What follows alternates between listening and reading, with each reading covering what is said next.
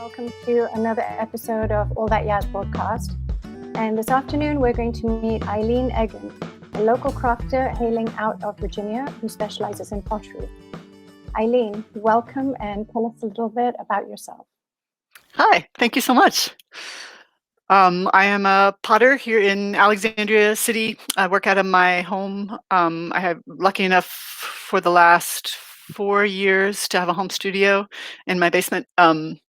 And I've been in the DC area as a potter for a long time, for about 20 years or so, and was working out of DC, living in an apartment and without a car for about 20 years. So I've got a long familiarity with both the area, which I love, and urban pottery making.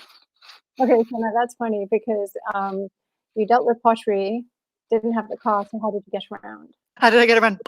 Bicycling, and I've bicycled with all sorts of pottery in all states of firing in my pottery career in the DC area, and then car sharing. That must have been quite challenging.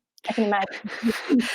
It was a little bit crazy, maybe challenging. How did you get into pottery?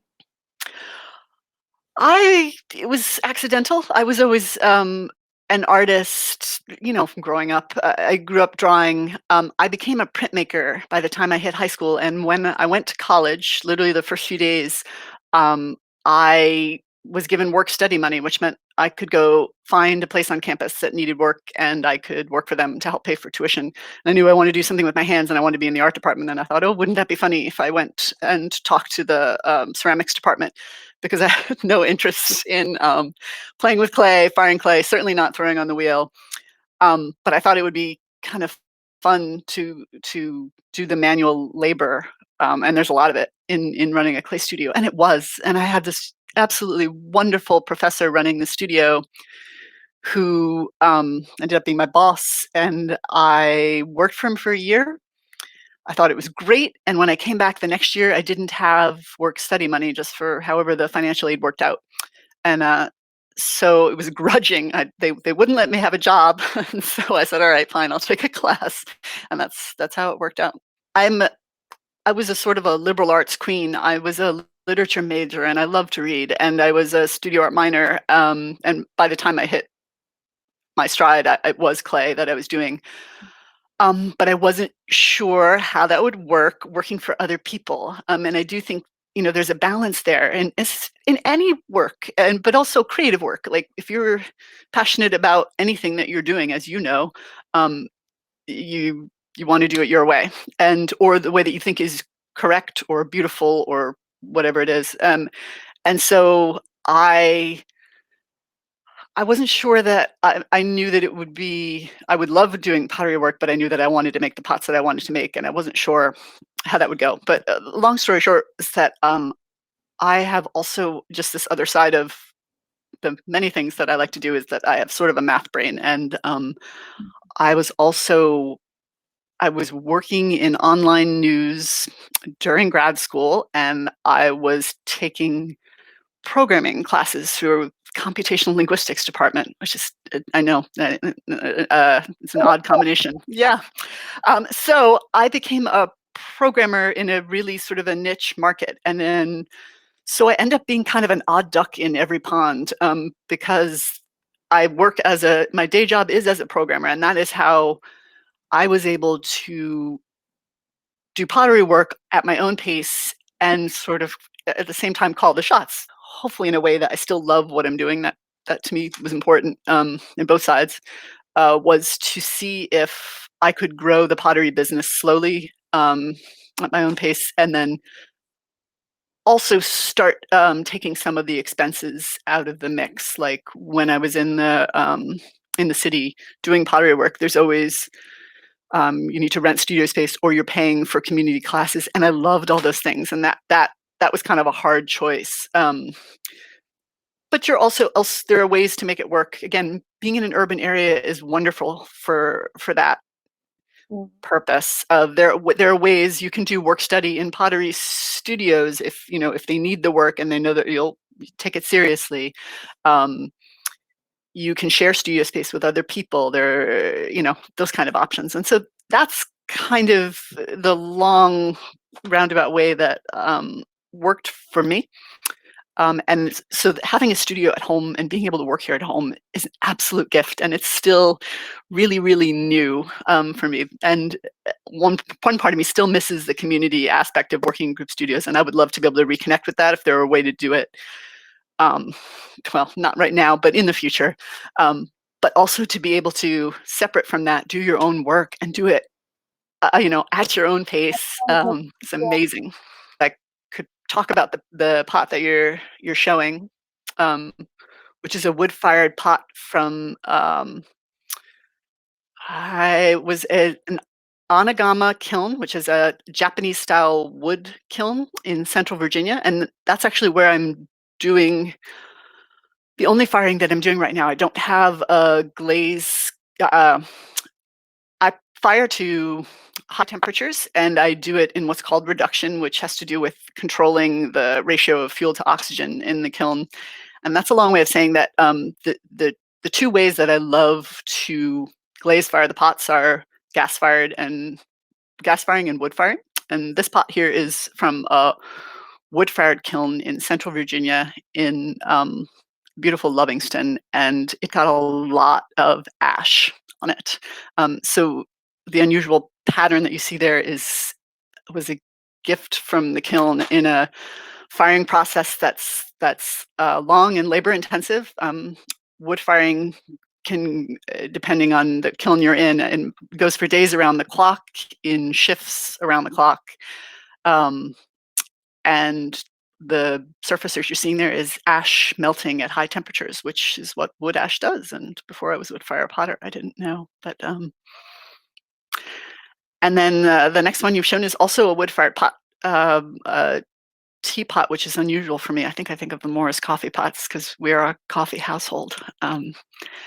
So that was one of my favorites. I don't know if you can hear me right now. I can, yes. The teapot. Oh, that's nice. Thank you.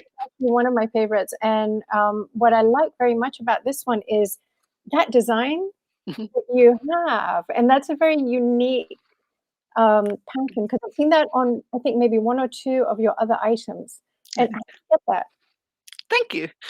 It's simple. I mean, so potters who are seeing this will know it's just fascinating. But I too am interested in you're basically, when I say fascinating, you're taking a wet pot that's just been thrown, which is what we refer to as making pots on the wheel, on the pottery wheel. And you're taking a wire or other tools similar to a wire, and you're taking slices off the pot while it's still wet. Right. And I like there to be some movement in that, sort of capturing a lot of what I love in pottery design is that tension between control and chaos. And I tend to be a very controlled potter, and then who likes to fire in a very chaotic firing methods. And so this is an example of that. I wanted the pot to have a little more fluidity to it, and I wanted it to have some sense of line to it, where this pot is glazed and it also has wood ash on it, but so that the glaze and the ash could be highlighted by the texture on the pot, or vice versa. They play so beautifully together at high temperatures. Yeah. That is one of my favorite styles that you have. There's just something about it. Really like that one. So thank you. Here we go. And what I understand also is that your pottery is actually functional. So yes. About what that means, and what does functional mean to the average, art consumer? It's a funny term, and there are some potters, or who prefer to be called ceramic artists, will debate that everything is functional, that art, and I do believe that art has a function in daily life. I mean, thankfully. But typically what we mean when we're saying functional pottery is that when functional pottery typically means that it's meant for food use and everyday use. And anybody who talks to someone about their pottery should obviously be comfortable asking those questions. When I say I make functional pottery, I mean that the pots are food safe. I mean that they're microwave safe, that they're oven safe, although you always want to be careful bringing temperature up slowly and cooling slowly. That you would want that from any pottery. But also that the glazes that you're using and the firing processes that you're using to make sure that the surface is vitrified. So the reason that, for instance, we all have porcelain sinks is that porcelain at high temperatures has very low absorption, and therefore you're going to absorb less moisture and like minimal moisture, and then not absorb bacteria, etc. And so that's when we're talking about functional pottery, we're talking about safety in use, typically for food, Use. food and cooking purposes. Yeah, so nothing sort of leaches out or gets into whatever that you're eating or drinking, right? Exactly, and one should be thinking about what's going into one's glazes. I make my own, so I do know that, and that that the materials in your glazes are safe, and that for food use. Yeah. Wouldn't harm someone. So how long is the whole process? So when you get this idea, I'm going to design something, from the beginning to the very end, when everything's done, how long does it take, and what are the steps? It depends on the piece. The funny thing is you're both planning it. You're planning the details of it at the same time as not. Well, especially when it comes to wood firing. So that when I make a piece, I'm generally thinking from the beginning. I'm using a specific clay body. People think of typically they know porcelain or stoneware, or they think at lower temperatures earthenware. So I'm picking a clay body, keeping in mind how I'm eventually going to fire it, because that makes a difference. If I have a dark clay body, I'm going to be thinking about a different glaze if I'm using a glaze. If I have a clay body that doesn't have any grog in it and it's really delicate, I wouldn't want that in a wood fire. You can, but I would treat the shape and I would treat the construction of the pot differently depending on how I plan to fire it. This is all me geeking out, but you are thinking about stuff like that from the beginning. What's the color of the pot going to be like? What's it going to go through in terms of firing? And what do I think would be beautiful to try? Because again, I love to control the pots in the making of them.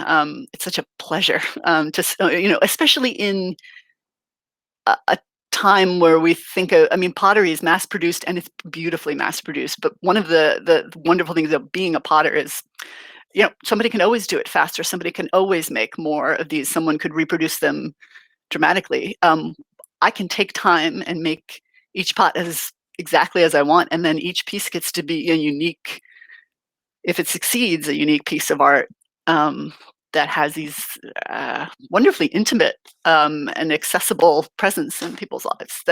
So I got off topic again, but I take my time with each pot. I decide on which clay bay I want to be using. I'm typically working on the wheel, which my standing wheel is behind me.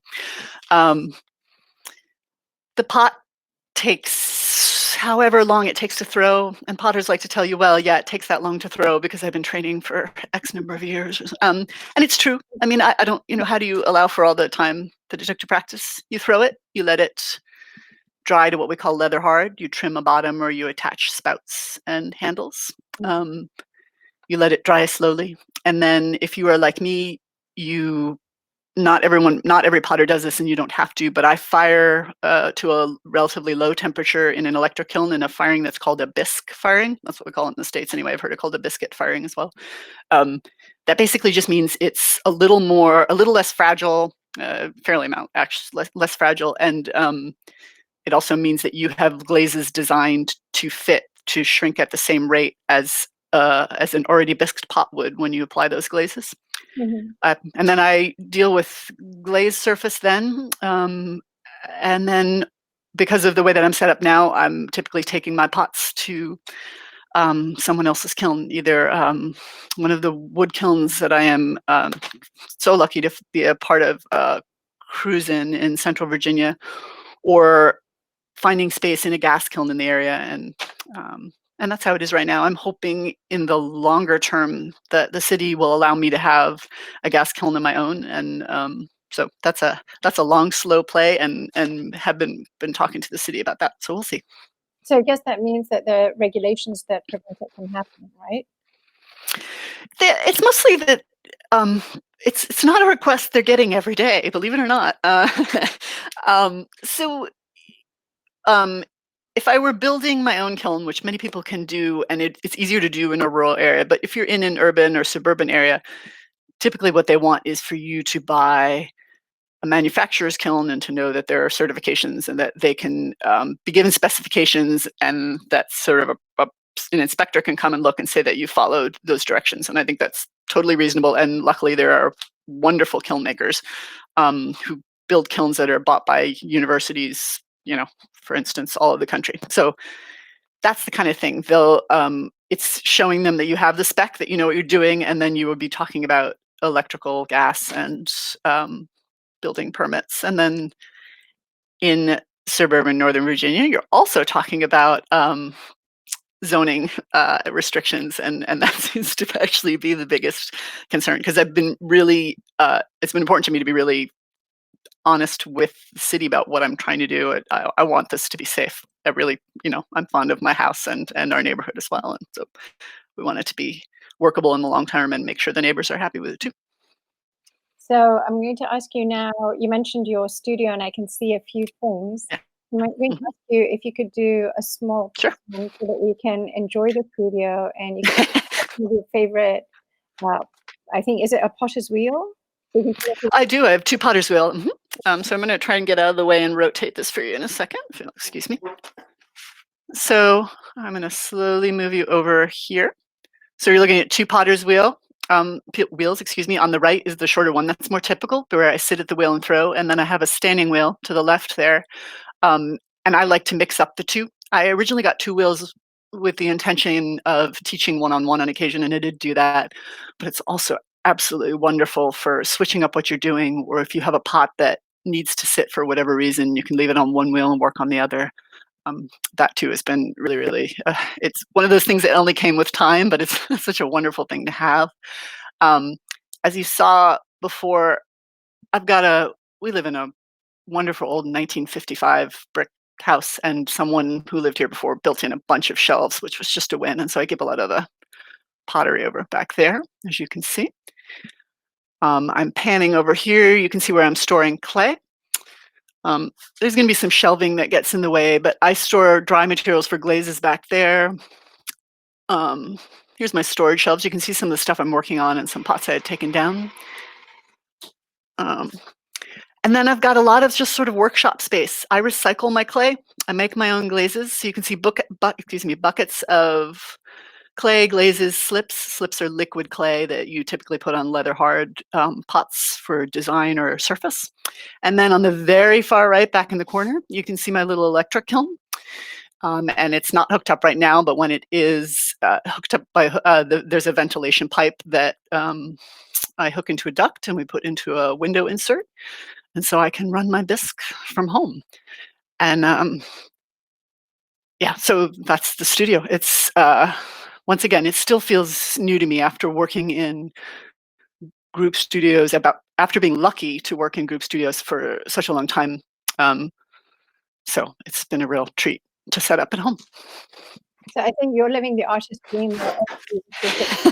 I think that's a very specific dream. People who would like clay in their hair and to live in overalls, and it is. And for me, it is. It's absolutely a gift. But you find ways to make it work in the meantime, and that's what I did as well. And you love that part too, because it was so educational. I mean, by the time I had my own space, I knew how to run a studio, and that was because people let me help and gave me the opportunity to do that. And Hinckley Pottery in DC was just extraordinary. That's where I learned to throw, and they let me work study for years. And Jill Hinckley is just fantastic. And I fire with master wood fire potter Kevin Crow, and with one of his apprentices, Noah Huey Cummers. I mean, this could be a big, long thank you list, but they're just people who will give you a chance to learn, and if you can help, let you. That's invaluable in terms of becoming a potter, because it's such a big setup. You can't just sit in an apartment and do it. And I tried, but you do need space somewhere. So. It's very interesting because I had no idea that there were so many steps involved. So when you're explaining it, and I know, of course, in a nutshell, you can only take us through a few minutes of this. but it starts to make people appreciate how many steps it goes through to produce one item. Yeah. And that's just the mechanics of it. Then you've got the whole artistic vision that somebody has that goes into it. So it's a very special thing when someone has this. Currently, with everything that's going on with COVID-19, various Yeah. markets are closed. What are you doing right now? And are you on hold, or does business start up again a bit? What's happening? I'm on hold in some senses. So I'm certainly not doing markets. I was thinking about having a small online sale this coming month, and I'm, to be honest, sort of waffling about, well, if I'm sending pots, like, could there be danger? Especially, I think a lot about the fact that how much they've been stressing that you could be asymptomatic and carrying. Um, but in terms, so I won't be doing markets this spring. Certainly not live in-person markets. Again, I have been fortunate. I mean, to me, it feels fortunate, and I don't know that it would be a fit for everybody, but that to have a separate day job, which has actually taken sort of a lot of energy recently, just because it became very abruptly a work at home thing, which it had not been before. Um, so right now, I'm focusing on making pots. One of the I mean, it is, again, so very lucky to be able to do that at home. And I know a number of artists, and I see them on Instagram and any sort of social media, who are doing whatever they can to keep making it when they're away from their studios. And oh God, I feel for you guys. I know how it is. Um, there are ways, though. I mean, so if you're not making, you can be designing, you can be planning. As we wrap up, can you tell everyone how they can reach you? You have several different. Oh, sure. You've got Twitter, Instagram, Facebook. I do. I actually wrote it. I wrote it down so it's easier. You can usually find me at Eileen Egan Potter. Yay! You can find my website from there. But yeah, I'm always online. And if you have questions or there's anything, if I can give advice from home, I'm happy to. Thank you so much. So Thank you so much. thank you. And for all of our viewers who've tuned in today, and if you're catching this later on, please do visit Eileen at her Facebook, Twitter, and Instagram. And hopefully you'll be able to see her at one of the local markets as soon as business restrictions are lifted. Thank you, and good afternoon. Thank you so much.